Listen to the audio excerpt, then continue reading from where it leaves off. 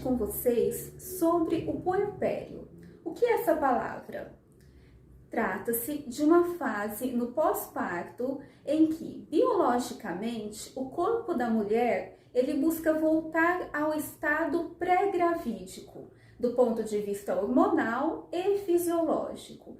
Porém, a gente sabe que as alterações pelas quais uma mulher passa não são apenas hormonais e fisiológicas, embora estas também afetem psicologicamente a mulher.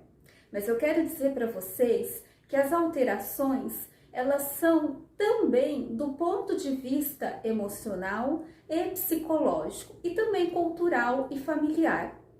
Cabe dizer que a mulher, por exemplo, ela passa de ser apenas filha para também ser mãe.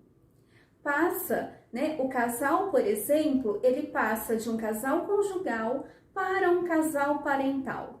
Ou um casal que tinha um filho, ele passa a ter dois, e aí ele precisa se arranjar, se organizar para lidar com essa estrutura familiar e poder ali oferecer condições para as crianças e oferecer também condições para o próprio casal.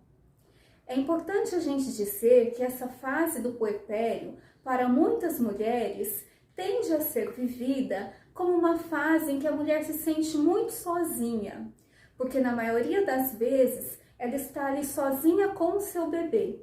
Outras vezes ela se sente muito culpada por não estar conseguindo amamentar ou por ter muitas pessoas ali lhe dizendo o que fazer. Ela sente também uma certa saudade da vida que ela tinha antes, porque ela percebe que ela tem um outro ser humano completamente dependente dela. Ela percebe que se não for ela para cuidar ali daquele ser humano, ele não se desenvolve, ele não sobrevive. Claro, é preciso fazer um adendo que hoje as famílias estão diferentes. Hoje não é só a mulher quem faz essa função materna de cuidar de um bebê, pelo menos não deveria ser. Também o homem, o pai, pode fazer essa função de um cuidado materno, no sentido de dar colo, de maternar, de usar o sling. Então a gente pode pensar até mesmo que esse puerpério, ele vai influenciar o casal parental, que ambos ali vão precisar se adaptar para a nova realidade que a chegada de um bebê lhe impõe. Mas a gente sabe o quanto a mulher passa por transformações, porque ela vai se haver, por exemplo, com questões inconscientes e emocionais que vêm à tona, desde o fim da gestação até ali no pós-parto. É como se ela revivesse questões de sua própria infância, no puerpério. É como também se ela buscasse se reencontrar com quem ela é.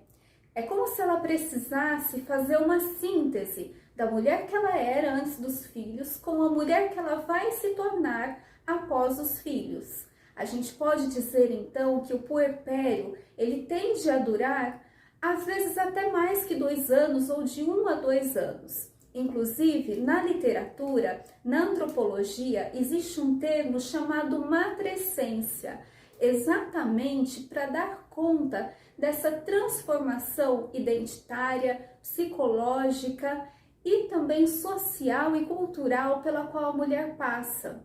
E por que esse termo matrescência? Porque a mulher vive esse espaço ali muito semelhante ao espaço da adolescência. É como se ela tivesse ali num intervalo. Porém, esse intervalo, ele não significa pouca coisa, pelo contrário, é muita coisa, é um espaço de transformação. É um espaço pelo qual a mulher, ela vai se reconhecer enquanto mãe, ela vai se construir como mãe, porque lembrem-se, a maternidade, ela não é algo natural e nem inerente à mulher. Parir e gestar, sim. Porém, maternar é algo que precisa ser construído. E isso pode ser feito a partir dos cuidados com o bebê. Isso é feito a partir daquilo que a mulher aprendeu ao longo de sua vida. pode ser feito com a ajuda da família, do casal, o casal parental, o quanto ele pode se aliar para a construção dessa maternidade.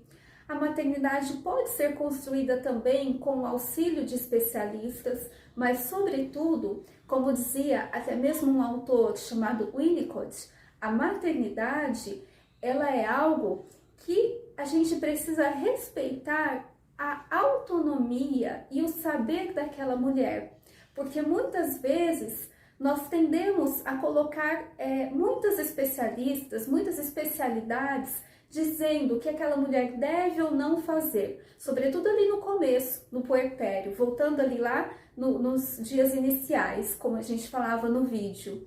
E aí com isso, com a desautorização, aquela mulher tende a sofrer mais ainda, porque ela já está um pouco perdida, e muitas se veem até muito perdidas, em como cuidar dessa criança, se vem ali num desencontro, tentando se encontrar com aquela criança que é um desconhecido, com o qual ela está ali conhecendo, e se o especialista ele interfere demais, ele como que paralisa aquela mulher que está ali nascendo também como mãe, e um nascimento que deve ser comparado ao nascimento do bebê, ou seja, ela não fica pronta de uma hora para outra.